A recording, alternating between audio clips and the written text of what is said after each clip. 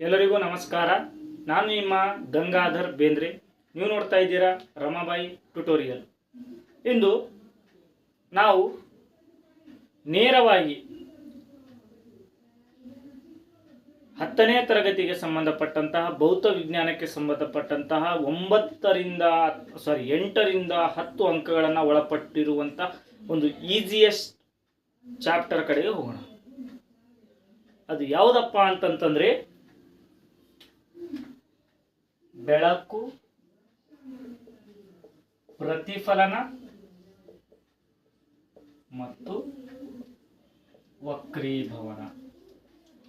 ಈ ಬೆಳಕು ಅಂತನ್ನುವಂಥದ್ದು ನಾವು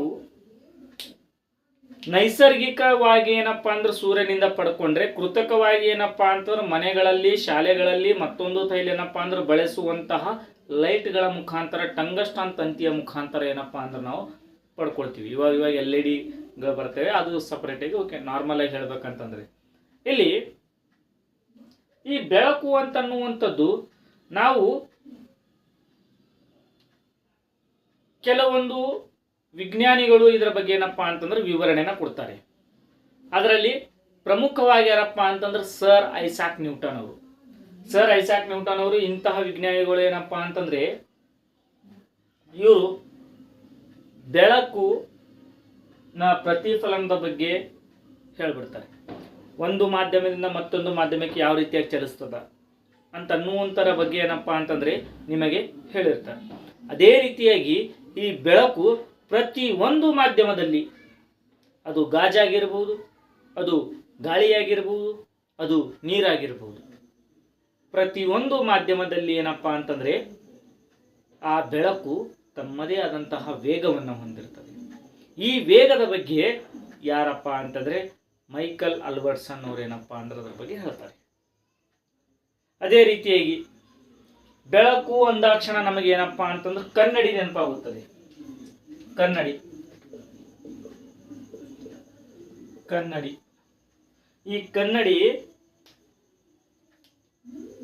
ಯಾವ ರೀತಿಯಾಗಿರುತ್ತೆ ಅಂತಂದ್ರೆ ನಾವೇನ್ ಮಾಡ್ತೀವಿ ಅದೇ ಮಾಡುತ್ತದೆ ಕನ್ನಡಿ ಎದುರು ಕಡೆ ನಿಂತಾಗ. ನಮ್ಮ ಪ್ರತಿಬಿಂಬ, ನಾನು ಬಲಗೈಯನ್ನ ಎತ್ತಿದ್ರೆ ಅದು ಎಡಗೈ ಎತ್ತಿದ ತರ ಭಾಸವಾಗುತ್ತೆ. ನಾವು ಬಲಗೈಯಿಂದ ಊಟ ಮಾಡ್ತಾ ಇದ್ರೆ ಅದು ಎಡಗೈಯಿಂದ ಊಟ ಮಾಡ್ತಿರುವಂತ ಭಾಸವಾಗುತ್ತದೆ.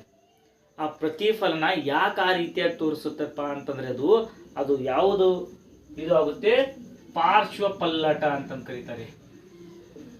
ಪಾರ್ಶ್ವ ಪಲ್ಲಟ. ಆ ಪ್ರತಿಬಿಂಬಗಳು ಏನಾಗುತ್ತೆ, ಪಾರ್ಶ್ವ ಪಲ್ಲಟವನ್ನು ಮಾಡ್ತವೆ. ಪಾರ್ಶ್ವ ಪ್ರತಿಬಿಂಬಗಳು ಅಂತ ಕರೀತಿರಲ್ಲ, ಆ ಪಾರ್ಶ್ವ ಪಲ್ಲಟಗಳಾಗ್ತವೆ. ಈ ಕನ್ನಡಿ ಅನ್ನುವಂಥದ್ದು ಇದನ್ನ ನಾವು ಸಹಜವಾಗಿ ವೈಜ್ಞಾನಿಕ ರೂಪದಲ್ಲಿ ಏನಂತ ಕರಿತೇವಪ್ಪ ಅಂತಂದ್ರೆ ಅದನ್ನ ದರ್ಪಣ ಅಂತ ಕರಿತೇವೆ ಮಕ್ಕಳೇ.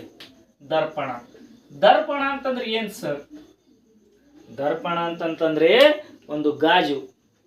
ಆ ಗಾಜಿನ ಹಿಂಭಾಗದ ಕಡೆಗೆ ಲೇಪನವಿದ್ದರೆ, ಸಹಜವಾಗಿ ಏನಪ್ಪಾ ಅಂದ್ರೆ ಇದು ಗಾಜು. ಈ ಗಾಜಿನ ಹಿಂಭಾಗದ ಕಡೆಗೆ ಅಂದ್ರೆ ಒಂದ್ ಸೈಡ್ ಏನಪ್ಪಾ ಅಂತಂದ್ರ ಲೇಪನವನ್ನ ಮಾಡಿಟ್ಟಿದ್ದರೆ ಅದಕ್ಕೆ ಏನಂತ ಕರೀತಾರಪ್ಪ ಅಂತಂದ್ರ ದರ್ಪಣ ಅಂತಂತಾರ. ಇದು ನಿಮಗೆಲ್ಲರಿಗೂ ಗೊತ್ತಿರುವಂತ ವಿಷಯ. ದರ್ಪಣಗಳಲ್ಲಿ ಏನಪ್ಪಾ ಅಂತಂದ್ರೆ ಮತ್ತೆ ನಾವು 2 ವಿಧಗಳನ್ನ ನೋಡಬಹುದು. ಅದು ಯಾವುದಪ್ಪ ಅಂತಂದ್ರೆ ಒಂದನೇದು ಮತ್ತೆ ಎರಡನೇದು. ಒಂದನೇದು ಸಮತಲ ದರ್ಪಣ, ಎರಡನೇದು ಗೂಳಿಯ ದರ್ಪಣ. ನೋಡಿ ಮಕ್ಕಳೇ, ಸಮತಲ ದರ್ಪಣದಲ್ಲಿ ನಮ್ಮ ಪ್ರತಿಬಿಂಬಗಳು, ನಮ್ಮ ಯಾವ ರೀತಿಯಾದಂತಹ ವಸ್ತುಗಳಿದೆ ಅದರ ಪ್ರತಿಬಿಂಬಗಳು ಅದೇ ರೀತಿಯಾಗಿ ಗೋಚರಿಸುತ್ತವೆ. ಫಾರ್ ಎಕ್ಸಾಂಪಲ್, ಇದು ಪೆನ್ ಇದೆ. ಈ ಪೆನ್ನನ್ನು ನಾನು ಕನ್ನಡಿ ಎದುರುಗಡೆ ಇಟ್ಟಾಗ ಇದು ಪೆನ್ನು ಯಾವ ಆಕಾರದಲ್ಲಿದೆ, ಯಾವ ಬಣ್ಣದಲ್ಲಿದೆ, ಯಾವ ರೀತಿಯಾದಂತಹ ಏನಪ್ಪಾ ಅಂತಂದ್ರೆ ಇದೆ ಅದೇ ರೀತಿಯಾಗಿ ಕಾಣಿಸುತ್ತೆ. ಅಷ್ಟೇ, ಸ್ವಲ್ಪ ಏನಪ್ಪಾ ಅಂತಂದ್ರೆ ವ್ಯತ್ಯಾಸ ಅಷ್ಟೇ. ಮನುಷ್ಯ ನಿಂತಾಗ ಅಥವಾ ಯಾವುದೋ ಒಂದು ವಸ್ತು ನಿಂತಾಗ ಎಡ ಬಲ ಏನಪ್ಪಾ ಅಂತಂದ್ರೆ ಸ್ವಲ್ಪ ಇದಾಗುತ್ತೆ. ಅದನ್ನ ಏನಂತ ಕರಿತೇವೆ ನಾವು, ಪಾರ್ಶ್ವ ಪಲ್ಲಟ ಅಂತ ಕರಿತೇವೆ. ಈ ದರ್ಪಣಗಳಲ್ಲಿ 2 ವಿಧವಾದಂತಹ ಸಮತಲ ದರ್ಪಣ ಮತ್ತು ಗೂಳಿಯ ದರ್ಪಣಗಳನ್ನು ಹೊಂದಿರ್ತೀವಿ. ಸಮತಲ ದರ್ಪಣ ಸಾಮಾನ್ಯವಾಗಿ ನಾವು ಮನೆಯಲ್ಲಿ ಬಳಸುವಂತಹ ಕನ್ನಡಿಗಳನ್ನು ನೋಡಬಹುದು. ಅದೇ ರೀತಿಯಾಗಿ ಗೂಳಿಯ ದರ್ಪಣಗಳಲ್ಲಿ ಮತ್ತೆ 2 ವಿಧಗಳು. ಯಾಕೆ ಗೂಳಿಯ ದರ್ಪಣದಲ್ಲಿ ಎರಡು ವಿಧಗಳಿದಾವೆ ಅಂತಂದ್ರೆ, ಗೂಳಿಯ ದರ್ಪಣದಲ್ಲಿ ಏನಪ್ಪಾ ಅಂತಂದ್ರೆ ಒಂದು ವೃತ್ತಾಕಾರದಂತಹ ಏನಪ್ಪಾ ಒಂದು ದರ್ಪಣ ಇದೆ ಅಂತ ತಿಳ್ಕೊಳ್ಳಿ. ಅದನ್ನ ನಾವು ಕಟ್ ಮಾಡಿದಾಗ ಎರಡು ಹೋಳುಗಳಾಗಿ ಸಿಗುತ್ತವೆ. ಯಾವ ರೀತಿಯಾಗಿ? ಈ ರೀತಿಯಾಗಿ ಮತ್ತು ಈ ರೀತಿಯಾದಂತ ಎರಡು ಹೋಳುಗಳು ಸಿಗುತ್ತವೆ. ಆ ಒಂದು ಆಧಾರವಾಗಿಟ್ಟುಕೊಂಡು ಅಲ್ಲಿ ಕಂಡು ಬರುವಂತಹ ಏನು ಪ್ರತಿಫಲನಗಳನ್ನ ಅವುಗಳ ಒಂದು ಗಣನೆಯನ್ನು ತೆಗೆದುಕೊಂಡು ಗೂಳಿಯ ದರ್ಪಣದಲ್ಲಿ ಎರಡು ರೀತಿಯಾದಂತಹ ವಿಧಗಳನ್ನ ಮಾಡ್ತಾನೆ. ಅದೇ ಯಾವುದಪ್ಪ ಅಂತಂದ್ರೆ ನೀವು ಹೇಳುವಂಥದ್ದು ನಿಮ್ನ ಮತ್ತೆ ಪೀನ ದರ್ಪಣಗಳನ್ನ ಇಲ್ಲಿ ನೋಡ್ತೇವೆ. ಇದು ದರ್ಪಣಗಳಲ್ಲಿ ಕಂಡು ಬರುವಂತಹ ಕೆಲವೊಂದು ಡಿವೈಡೇಷನ್ಗಳ ಬಗ್ಗೆ ಇದಲ್ಲ. ಇವತ್ತಿನ ಈ ತರಗತಿಯಲ್ಲಿ ನಾವು ಬೆಳಕಿನ ಪ್ರತಿಫಲನ ಎಂದರೇನು, ಬೆಳಕಿನ ಪ್ರತಿಫಲನದಲ್ಲಿ ಏನಪ್ಪಾ ಅಂತಂದ್ರೆ ಈ ಒಂದು ವಿಧದಲ್ಲಿ ಎಷ್ಟಾಗುತ್ತೆ ಅಷ್ಟನ್ನ ಈ ಒಂದು ವಿಡಿಯೋದಲ್ಲಿ ನೋಡೋಣ. ಮೊದಲನೇದಾಗಿ ಮಕ್ಕಳೇ ಸಿಂಪಲ್ ಆಗಿದೆ ನೋಡಿ. ದರ್ಪಣದಲ್ಲಿ ಏನಪ್ಪಾ ಅಂದ್ರೆ ಸಮತಲ ದರ್ಪಣ, ಗೂಳಿಯ ದರ್ಪಣಗಳು. ಈ ಗೂಳಿಯ ದರ್ಪಣದಲ್ಲಿ ನಿಮ್ನ ದರ್ಪಣ ಮತ್ತು ಪೀನ ದರ್ಪಣಗಳು ಎರಡು ವಿಧಗಳು. ಈ ದರ್ಪಣಗಳಲ್ಲಿ ಯಾವುದೇ ವಸ್ತು ಏನಪ್ಪಾ ಅಂದ್ರೆ ಬಲಗೈ ಇದ್ದಿದ್ದು ಎಡಗೈ ಕಾಣುವುದು, ಎಡಗೈ ಇದ್ದಿದ್ದು ಬಲಗೈ ಕಾಣಿಸ್ತಾ ಇದೆ ಅಂತಂದ್ರೆ ಅದನ್ನ ಯಾವ ಪಲ್ಲಟ ಅಥವಾ ಯಾವ ಪ್ರತಿಬಿಂಬ ಅಂತ ಕರೀತಾರೆ? ಪಾರ್ಶ್ವ ಪ್ರತಿಬಿಂಬ ಅಥವಾ ಪಾರ್ಶ್ವ ಪಲ್ಲಟ ಅಂತ ಕರೀತಾರೆ. ಇದನ್ನ ನೆನ್ಪಿಟ್ಕೊಳ್ಳಿ. ಈಗ ನೇರವಾಗಿ ನಾನೇನಪ್ಪಾ ಅಂತಂದ್ರೆ ಬೆಳಕಿನ ಪ್ರತಿಫಲನದ ಕಡೆಗೆ ಸರ್ ಐಸಾಕ್ ನ್ಯೂಟನ್ ಅವರ ಹೇಳಿರುವಂತ ನಿಯಮದ ಕಡೆಗೆ ಮತ್ತು ಆ ಒಂದು ವ್ಯಾಖ್ಯಾದ ಕಡೆಗೆ ಹೋಗ್ತೀನಿ. ನೇರವಾಗಿ ಬೆಳಕಿನ ಪ್ರತಿಫಲನ.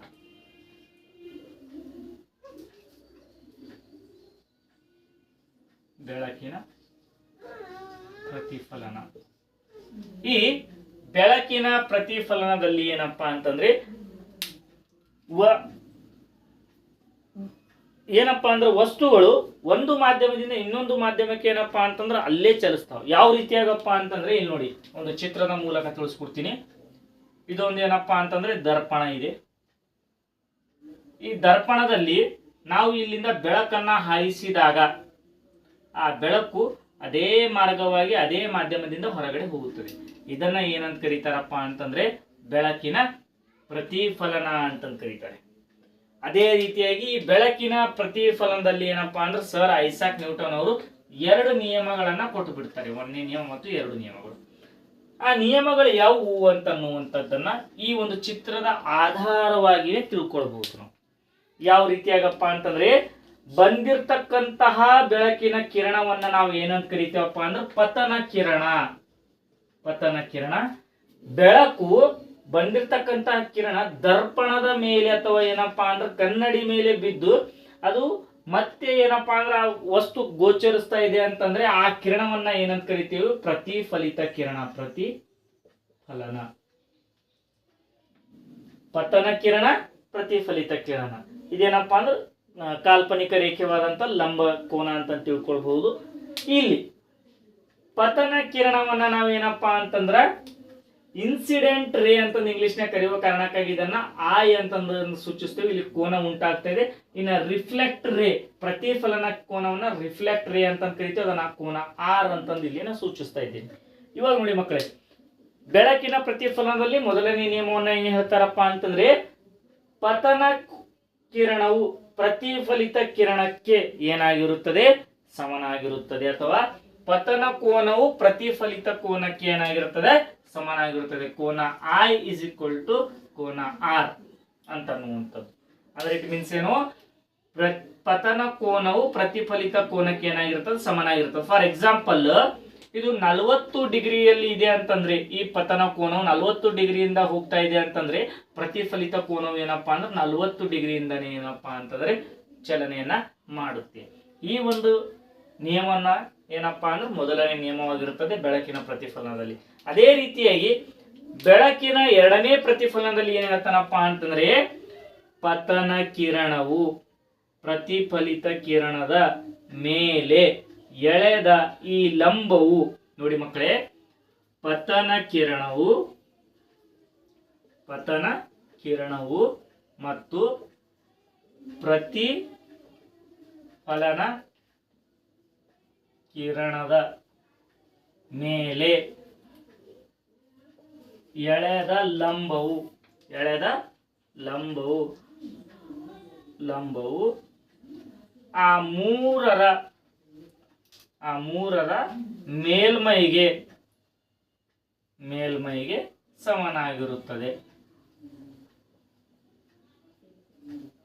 ಇಟ್ ಮೀನ್ಸ್ ಏನು ಹೇಳ್ತಾ ಇದ್ದಾನಪ್ಪ ಅಂತಂದ್ರ ಯಾವುದೇ ಒಂದು ಪ್ರತಿಫಲಿತ ಕಿರಣವು ಹೋಗಿದಾಗ ಪತನ ಕಿರಣವು ಬಂದಾಗ ಪ್ರತಿಫಲಿತ ಕಿರಣವು ಹೋದಾಗ ಅವುಗಳ ಮೇಲೆ ಎಳೆದಿರುವಂಥ ಲಂಬ ಈ ಮೂರೂ ಏನಪ್ಪಾ ಅಂದ್ರೆ ರೇಖೆಗಳು ಯಾವತ್ತಿಗೂ ಸಮನಾಗಿರುತ್ತದೆ ಅಂತನ್ನುವಂಥದ್ದನ್ನ ಇಲ್ಲಿ ಬೆಳಕಿನ ಪ್ರತಿಫಲನದ 2ನೇ ನಿಯಮದಲ್ಲಿ ಹೇಳ್ತಾನೆ ಮಕ್ಕಳೇ. ಇವತ್ತಿನ ಈ ಕ್ಲಾಸ್ನಲ್ಲಿ ನಾವೇನಪ್ಪ ಅಂತಂದ್ರೆ ಬೆಳಕಿನ ಪ್ರತಿಫಲನದ ಬಗ್ಗೆಯನ್ನು ಕಲ್ತಿದ್ವಿ.